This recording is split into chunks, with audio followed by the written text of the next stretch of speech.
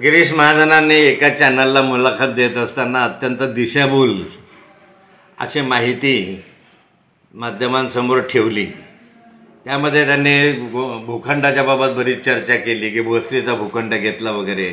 वास्तविक पाहता भूखंड माझा जो घेतलेला आहे त्या भूखंडावर आजही या क्षणाला जर उतारा काढला, तुम्ही ऑनलाईन उतारा काढू शकता, त्या उतार्यामध्ये बुकानी म्हणून जो मूळ मालक आहे त्याचं नाव आहे आणि इतर हक्कामध्ये MIDCचं नाव आहे। इतर हक्कामध्ये नाव असताना खरेदी करू नये असा कुठलाही नियम नाही। महसूल मंत्री म्हणून मला तेवढी अक्कल आहे आणि उकानेच्या हातूनच तो खरेदी केलेला आहे। त्यांनी रिसर खरेदी केला, कुठलाही त्याच्यामध्ये गैरव्यवहार नाही। 27 कोटीचं व्हॅल्युएशन आहे, सरकारचं व्हॅल्युएशन आहे। बाजारामध्ये 1000 कोटीचं असो किंवा सरकारने मला सांगितलं की 27 कोटी आहे, त्याच्या टॅक्स तुम्ही भरा। त्याप्रमाणे स्टॅम्प ड्युटी 27 कोटीची भरली, 4 कोटी त्याला प्रत्यक्ष दिले आणि नंतरच हा प्रकार सुरू झाला। मी खरेदी केलेला नाही, माझ्या बायकोने आणि जावयाने खरेदी केला आहे।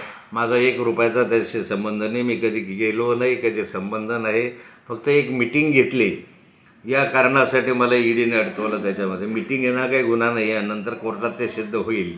परंतु भूखंडाच्या संदर्भामध्ये जी दिशाभूल करणारी माहिती दिली ती अत्यंत चुकीची आहे।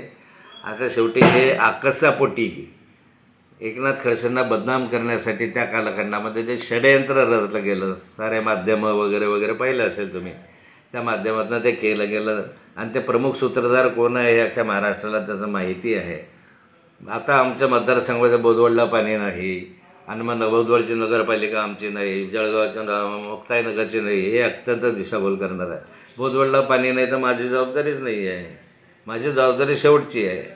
आज तुमचा आमदार इथे आहे, तुमच्या आमदारानं त्याचं पाणी दिलं नाही। मी तरी योजना आधी केली होती, त्यामुळे माझ्याच योजनेमुळे पाणी आतापर्यंत ते घेत आलेले आहे। तुमच्या आमदारानं 5 वर्ष काय केलं, मतदारसंघामध्ये काय केलं नंतर तर 5 वर्ष तुमचाच आमदार आहे। जे तुम्ही म्हणता आहात की कोथळी ग्रामपंचायतचा सरपंच आहे, मी सांगितलं आहे की कोथळी ग्रामपंचायतच्या सरपंचाची मुलाखत घ्या आणि ते कोणाचे आहे हे त्यांच्या तोंडूनच ऐकून घ्या। जिल्हा बँकेमध्ये जिल्हा बँक मी ताब्यामध्ये आणली, मी म्हणता तर माझ्यामुळे, आमच्या सहकार्यांमुळे ते जिल्हा बँक ताब्यात आली, त्याच्यामध्ये चेअरमन झाले। तुम्ही जसं म्हटलं बायकोशिवाय निवडून येत नाही, तसं मुलीशिवाय माझ्या निवडून येणार नव्हते।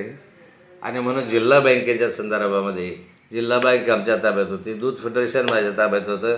दूध फेडरेशनला बायकोला हरवलं तर गद्दारी करून तुम्ही, मला माहिती आहे सगळ्या महाराष्ट्र, आमच्या जळगाव जिल्ह्याला माहिती की काय उद्योग तुम्ही केले त्या संदर्भामध्ये। मुक्ताईनगर नगरपालिका ही माझी होती, 17 पैकी 14 नगरसेवक माझे निवडून आले होते। तुम्ही फोडाफोडीचं राजकारण करून ते ताब्यामध्ये घेतलं। बोदवडची नगरपालिका माझी होती, माझ्या ताब्यामध्ये होती, तिथला एक नगरसेवक फोडून तुम्ही त्यात तुमच्या ताब्यामध्ये घेतली। फोडाफोडीचं राजकारण, पैशाचा आमिष या माध्यमातून ह्या संस्था तुम्ही ताब्यात घेतल्या। मुक्ताईनगर तालुक्यामध्ये विधानसभा क्षेत्रामधली कृषी उत्पन्न बाजार समिती माझ्या ताब्यात आहे। एक साधा एक माणूससुद्धा तुमचा येऊ शकला नाही मतदारसंघात। तालुका खरेदी विक्री संघ माझ्या ताब्यात आहे, एक सुद्धा माणूस तुमचा येऊ शकलेला नाही त्या ठिकाणी। तुम्ही काय उजेड पाडता आहात। आणि या ठिकाणी मी मान्य करतो की गिरीश भाऊ दारू पित नाही, तंबाखू खात नाही, गुटखा खात नाही, त्यांना कुठलीही सवय नाही, हे मी मान्य करतो।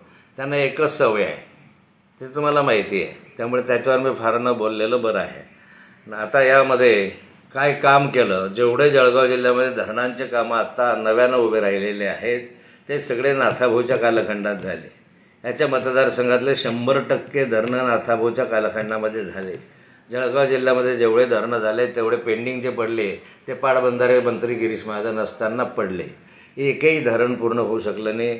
नंतरच्या कालखंडामध्ये आमच्या उपसा सिंचन योजना तशाच पडल्या, अमळनेरचा प्रकल्प तसाच पडला, आमच्या मुक्ताईनगर उपसा सिंचन जे आहे बोदवडची ती तशीच पडली। कुऱ्हा उपसा सिंचनला 1 रुपया यांनी दिला नाही आणि त्यामुळे पाटबंधाऱ्यामध्ये असताना काय दिवे लावले त्याच्यामध्ये, यामधून बोदवड या सगळ्या धरणांचे कामं जे आहेत ते आमच्या कालखंडामध्ये जळगाव जिल्ह्यामध्ये आणि खानदेशमध्ये झाले। मोठे मोठे प्रकल्प आमच्या माध्यमातून आमच्या कालखंडामध्ये उभे राहिले। तुम्ही कोणता प्रकल्प दाखवा की एक प्रकल्प हा माझ्या 1000 कोटी रुपयाचे प्रकल्प आहे, 500 कोटी रुपयाचे प्रकल्प आहे बोदवड उपसा सिंचनसारखे। तुमचा एखादा प्रकल्प दाखवा की 2000 कोटीचा आहे, 5000 कोटीचा आहे। मी जळगाव जिल्ह्यासाठी जवळपास आज जर पाहिलं तर 20,000 कोटी रुपयाचे धरणांचे कामं आज त्या ठिकाणी मंजूर करून त्या ठिकाणी भूमिपूजन केलेलं आहे। तुम्ही काय उद्योग केले याच्यामध्ये, नुसतं टीका टिप्पणी करायची आणि आता तुमचं ती जामनेरची सभा पाहिल्यापासून संतुलन बिघडलेलं दिसतंय. त्यामुळे नार्कोटेस वगैरे वर येत आहे. माझं जर संतुलन बिघडलं असं तुम्ही म्हणता तर नार्कोटेस करायची गरज काय आहे? माझं जर संतुलन बिघडलं तर मग तुम्ही नार्कोटेस करायची गरज काय? मी तयार आहे, परंतु आता करायची गरज काय? जर माझं संतुलन बिघडलं तर याच्यामधून काही तथ्य निघेल का?